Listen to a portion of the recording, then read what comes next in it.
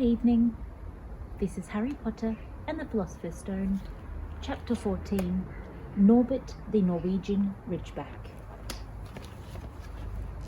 Quirrell, however, must have been braver than they'd thought. In the weeks that followed, he did seem to be getting paler and thinner, but he didn't look as though he'd cracked yet. Every time they passed the third floor corridor, Harry, Ron and Hermione would press their ears to the door to check that the Fluffy was still growling inside. Snape was sweeping about in his usual bad temper, which surely meant that the stone was still safe. Wherever Harry passed Quirrell these days, he gave him an encouraging sort of smile, and Ron had started telling people off for laughing at Quirrell's stutter. Hermione, however, had more on her mind than the Philosopher's Stone. She had started drawing up revision timetables and colour-coding all her notes. Harry and Ron wouldn't have minded, but she kept nagging them to do the same. Hermione, the exams are ages away. 10 weeks, Hermione snapped. That's not ages. That's like a second to Nicholas Flamel. But we're not 600 years old, Ron reminded her. Anyway, what are you revising for? You already know it all. What I am revising for? Are you mad? You realise we need to pass the exams to get into second year. They're very important. I should have started studying a month ago. I don't know what's gotten into me. Unfortunately, the teachers seemed to be thinking along the same lines as Hermione. They piled so much homework on them that the Easter holidays weren't nearly as much fun as the Christmas ones. It was hard to relax when Hermione next to you, reciting the 12 uses of dragon's blood or practicing wand movements. Moaning and yawning, Harry and Ron spent most of their free time in the library with her, trying to get through all their extra work. I'll never remember this, Ron burst out one afternoon, throwing down his quill and looking longingly out of the library window. It was the first really fine day that they had had in months. The sky was clear, forget-me-not blue, and there was a feeling in the air of summer coming.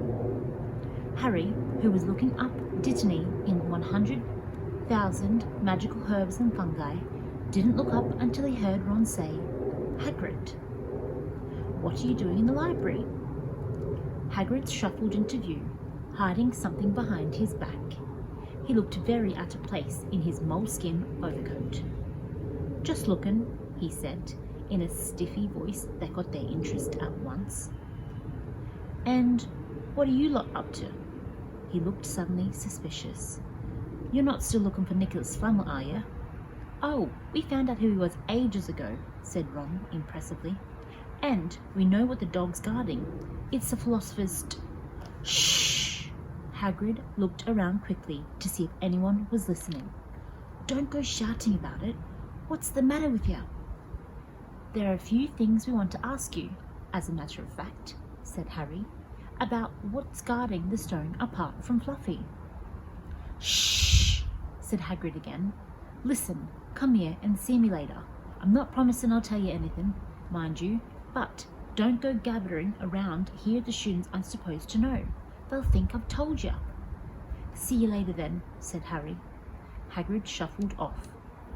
"What was hiding behind his back?" said Hermione thoughtfully. "Do you think it had anything to do with the stone?" "I'm going to see what section he was in," said Ron, who had enough of working. He came back a minute later with a pile of books in his arms and slammed them down on the table. "Dragons!" he whispered. Hagrid was looking up stuff about dragons. "Look at these. Dragon species of Great Britain and Ireland, from egg to inferno, a dragon's keeper guide." "Hagrid's always wanted a dragon. He told me the first time I ever met him," said Harry. "But it's against our laws," said Ron. "Dragon breeding was outlawed by the Warlocks Convention of 1709. Everyone knows that. It's hard to stop muggles noticing us if we're kept dragons in the back garden. Anyway, you can't tame dragons. It's dangerous. See the birds Charlie's got off wild ones in Romania." But there aren't wild dragons in Britain, said Harry. Of course there are, said Ron. Common Welsh green and Hibernian blacks. The mystery of magic has a job hushing them up, I can tell you. Our lot have been trying to put spells on muggles who've spot them, to make them forget. So, what on earth's Hagrid up to? Said Hermione. When they knocked on the door of the gamekeeper's hut an hour later, they were surprised to see that all the curtains were closed. Hagrid called, "Who is it?" before he let them in and then shut the door quickly behind them. It was stifling hot inside. Even though it was such a warm day, there was a blazing fire in the grate. Hagrid made them tea and offered them stoat sandwiches, which they refused. "So, you want to ask me something?" "Yes," said Harry. There was no point beating around the bush. "We were wondering if you could tell us what's guarding the Philosopher's Stone apart from Fluffy." Hagrid frowned at him. "Of course I can't. Number 1, I don't know myself. Number 2, you know too much already, so I wouldn't tell you if I could. That stone's here for a good reason. It was almost stolen out of Gringotts. I suppose you've worked that out all. Beats me how, even though you know about Fluffy." "Oh, come on, Hagrid. You might not want to tell us, but you do know. You know everything that goes on round here," said Hermione in a warm, flattering voice. Hagrid's beard twitched, and they could tell he was smiling. "We only wondered who had done the guarding, really," Hermione went on. "We wondered who Dumbledore had trusted enough to help him, apart from you." Hagrid's chest swelled at these last words. Harry and Ron beamed at Hermione. "Well, I don't suppose it could hurt to tell you that, let's see, he borrowed Fluffy from me. Then some of the teachers did enchantments. Professor Sprout, Professor Flitwick, Professor McGonagall," he ticked them off with his fingers, "Professor Quirrell, and Dumbledore himself did something, of course. Hang on, I've forgotten. Oh yeah, someone, that's right, Professor Snape." "Snape?" "Yeah. You're not still on about, are ya? Look, Snape helped me protect the stone. He's not about to steal it." Harry knew Ron and Hermione were thinking the same as he was. If Snape had been protecting the stone, it must have been easy to find out how the other teachers had guarded it. He probably knew everything, except, it seemed, Quirrell's spell and how to get past Fluffy. "The only one who knows how to get past Fluffy, aren't you, Hagrid?" said Harry anxiously. "And you wouldn't tell anyone, would you? Not even one of the teachers?" "Not a soul except me and Dumbledore," said Hagrid proudly. "Well, that's something," Harry muttered to the others. "Hagrid, can we have a window open? I'm boiling." "Can't, Harry. Sorry," said Hagrid. Harry noticed him glance at the fire. Harry looked at it too. "Hagrid, what's that?" But he already knew what it was. In the very heart of the fire, underneath the kettle, was a huge black egg. "Ah," said Hagrid, fiddling nervously with his beard. "That's "Where did you get it, Hagrid?" said Ron, crouching over the fire to get a closer look at the egg. "It must have cost you a fortune." "Won it," said Hagrid. "Last night. I was down in the village having a few drinks, and I got into a game of cards with a stranger. Think he was quite glad to get rid of it, to be honest." "But what are you going to do with it when it's hatched?" said Hermione. "Well, I've been doing some reading, and," Hagrid pulling a large book from under his pillow, "got this out of the library, Dragon Breeding for Pleasure and Profit. It's a bit out of date, of course, but it's all in here. Keep the egg in the fire, 'cause their mother's breath breathe on them, and you see, when it hatches, feed it on a bucket of brandy mixed with chicken blood every half hour. And see here, how they tell you to recognize different eggs. What I got is a Norwegian Ridgeback. They're rare, them." He looked very pleased with himself, but Hermione didn't. "Hagrid, you would live in a wooden house," she said. But Hagrid wasn't listening. He was humming merrily as he stroked the fire. So now they had something else to worry about. What might happen to Hagrid if anyone found out he was hiding an illegal dragon in his hut? Wonder what it's like to have a peaceful life, Ron sighed, and evening after evening they struggled through all the extra homework they were getting on. Hermione had now started making revision timetables for Harry and Ron too. It was driving them mad. Then, one breakfast time, Hedwig brought Harry another note from Hagrid. He had written only 2 words. It's hatching. Ron wanted to skip herbology and go straight down to the hut. Hermione wouldn't hear of it. Hermione, how many times in our lives are we going to see a dragon hatching? We've got lessons. We'll get into trouble. And that's something to what Hagrid's going to be in when he finds out what he's doing. Shut up, Harry whispered. Malfoy was only a few feet away and he had stopped dead to listen. How much had he heard? Harry didn't like the look of Malfoy's face at all. Ron and Hermione argued all the way to herbology, and in the end, Hermione agreed to run down to Hagrid's with the other 2 during the morning break. When the bell sounded from the castle at the end of their lesson, the 3 of them dropped their towels at once and hurried through the grounds to the edge of the forest. Hagrid greeted them, looking flushed and excited. It's nearly out, he ushered them inside. The egg was lying on the table. There were deep cracks in it. Something was moving inside. A funny clicking noise was coming from it. They all drew their chairs up to the table and watched with bated breath. All at once there was a scraping noise and the egg split open. The baby dragon flopped onto the table. It wasn't exactly pretty, Harry thought, when he looked at it. It looked like a crumpled black umbrella. Its spinny wings were huge compared to its skinny jet body, and it had a long snout with wide nostrils, stubs of horns and bulging orange eyes. It sneezed. A couple sparks flew out of its snout. Isn't he beautiful? Hagrid murmured. He reached out his hand to stroke the dragon's head. It snapped at his fingers, showing pointed fangs. Bless him. Look, he knows his mummy, said Hagrid. Hagrid, said Hermione, how fast do Norwegian Ridgebacks grow exactly? Hagrid was about to answer when the colour suddenly drained from his face. He leapt to his feet and ran to the window. What's the matter? Someone's looking through the gap in the curtains. It's a kid. He's running back up to the school. Harry bolted to the door and looked out. Even at a distance, there was no mistaking him. Malfoy had seen the dragon. Something about the smile lurking on Malfoy's face during the next week made Harry, Ron and Hermione very nervous. They spent most of their free time in Hagrid's darkened hut, trying to reason with him. Just let him go, Harry urged. Set him free. I can't.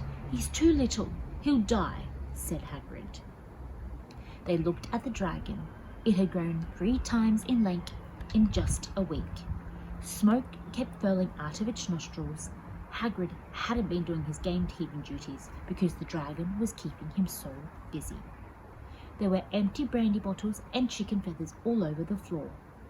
I've decided to call him Norbert, said Hagrid, looking at the dragon with misty eyes. He really knows me now. Watch. Norbert, Norbert, where's Mummy? He's lost his marbles, Ron muttered in Harry's ear. Hagrid, said Harry loudly, give it a fortnight and Norbert's going to be as long as your house. Malfoy could go to Dumbledore at any moment. Hagrid bit his lip. I know, I can't keep him forever, but I can't just dump him, I can't. Harry suddenly turned to Ron. Charlie, he said. You're losing it too, said Ron. I'm Ron, remember? No, Charlie, your brother Charlie in Romania, studying dragons. We could send Norbert to him. Charlie can take care of him and then put him back in the wild. Brilliant, said Ron. How about it, Hagrid? And in the end, Hagrid agreed they could send an owl to Charlie to ask him. The following week dragged by. Wednesday night found Hermione and Harry sitting alone in the common room, long after everyone else had gone to bed. The clock on the wall had just chimed midnight when the portrait hole burst open. Ron appeared out of nowhere as he pulled off Harry's invisibility cloak. He had been down at Hagrid's hut helping him feed Norbert, who was now eating dead rats by the crate. "It bit me," he said, showing them his hand, which was wrapped in a bloody handkerchief. "I'm not going to be able to hold a quill for a week. I tell you, that dragon's the most horrible animal I've ever met. But the way Hagrid goes on about it, you'd think it was a fluffy little bunny rabbit. When it bit me, he told me off for frightening it, and when I left, he was singing it a lullaby." There was a tap on the dark window. "It's Hedwig," said Harry, hurrying to let her in. "She'll have Charlie's answer." The three of them put their heads together to read the note.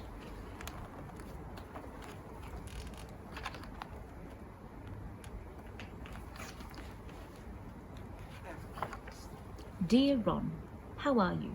Thanks for the letter. I'll be glad to take the Norwegian Ridgeback, but it won't be easy getting him here.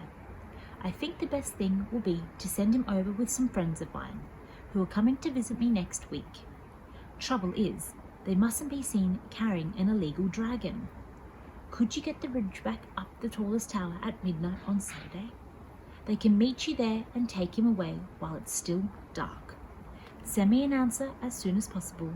Love, Charlie." They looked at each other. "We've got the invisibility cloak," said Harry. "It shouldn't be too difficult. I think the cloak's big enough to cover the two of us and Norbert." It was a mark of how bad the last week had been that the other two agreed with him. Anything to get rid of Norbert and Malfoy. There was a hitch.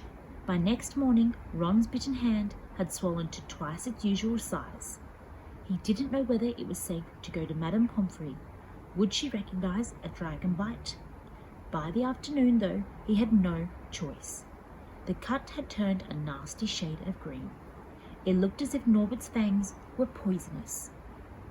Harry and Hermione rushed up to the hospital wing at the end of the day to find Ron in a terrible state. "It's not just my hand," he whispered, "although it feels like it's all about to fall off. Malfoy told Madame Pomfrey he wanted to borrow one of my books so he could come and have a good laugh at me. He kept threatening to tell her what really bit me. I've told her it was a dog, but I don't think she believes me. I shouldn't have hit him at the Quidditch match. That's why he's doing this."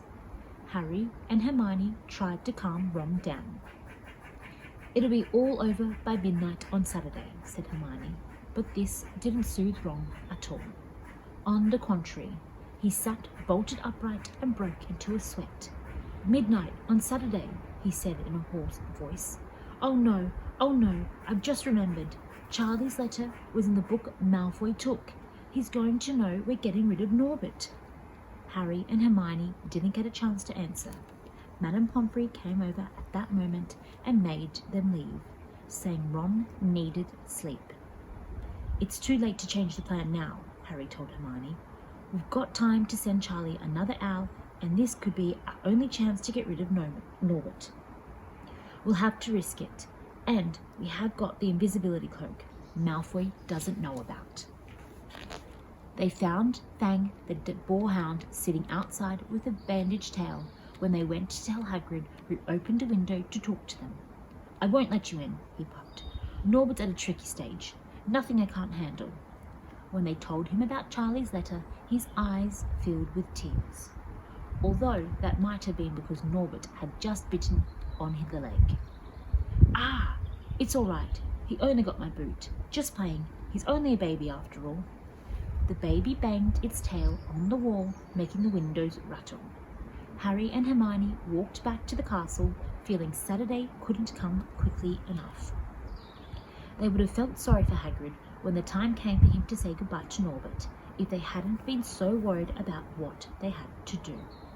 It was a very dark, cloudy night, and they were a bit late arriving to Hagrid's hut, because they'd had to wait for Peeves to get out of their way in the entrance hall, where he'd been playing tennis against the wall. Hagrid had Norbert packed and ready in a large crate. "He's got lots of rattles and some brandy for the journey, Hagrid in a muffled voice, and I've packed his teddy bear just in case he gets lonely. From inside the crate came ripping noises that sounded to Harry as though Teddy was having his head torn off. "Bye-bye, Norbert," Hagrid sobbed, as Harry and Hermione covered the crate with the invisibility cloak and stepped under it themselves. "Mummy will never forget you." How they managed to get the crate back up to the castle, they never knew. Midnight ticked nearer as they heaved Norbert up the marble staircase, in the entrance hall and along the dark corridors. Up another staircase, then another. Even one of Harry's shortcuts didn't make the work much easier. "Nearly there," Harry panted as they reached the corridor beneath the tallest tower. Then a sudden movement ahead of them made them almost drop the crate. Forgetting that they were already invisible, they shrank into the shadows, staring at the dark outlines of two people grappling with each other 10 feet away. A lamp flared. Professor McGonagall, in a tartan dressing gown and a hairnet, had Malfoy by the ear. "Detention!" she shouted, "and 20 points for slivering. Wandering around in the middle of the night? How dare you!" "You don't understand, Professor. Harry Potter's coming. He's got a dragon." "What utter rubbish! How dare you tell such lies? Come on, I shall see Professor Snape about you, Malfoy." The steep, spiral staircase up the top of the tower seemed the easiest thing in the world after that. Not until they'd stepped out into the cold air did they throw off their cloak, glad to be able to breathe properly again. Hermione did a sort of jig. "Malfoy's got detention. I could sing." "Don't," Harry advised her. Chuckling about Malfoy, they waited, Norbert thrashing in his crate. About 10 minutes later, four broomsticks came swooping down out of the darkness. Charlie's friends were a cheery lot. They showed Harry and Hermione the harness they'd ripped up, so they could suspend Norbert between them. They all helped buckle Norbert safely into, and then Harry and Hermione shook hands with the others and thanked them very much. At last, Norbert was gone. They slipped back down the spiral staircase, their hearts as light as their hands. Now Norbert was off them. No more dragon, Malfoy in detention. What could spoil their happiness? The answer to that was waiting at the foot of the stairs. As they stepped into the corridor, Filch's face loomed suddenly out of the darkness. Well, well, well," he whispered. "We are in trouble." They'd left the invisibility cloak on top of the tower. The end.